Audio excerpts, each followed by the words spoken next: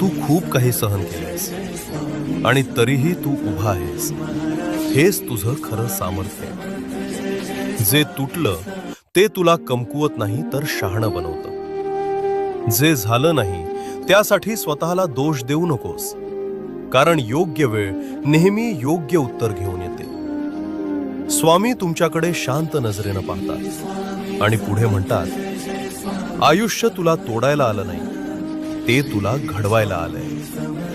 त्या एका क्षणात मन हलकं होतं, श्वास शांत होतो आणि आत कुठेतरी नवी उमेद जागी होते. स्वामी उठतात, दाराकडे जातात आणि जाताना फक्त एकच वाक्य म्हणतात, स्वतःवरचा विश्वास कधीही सोडू नकोस.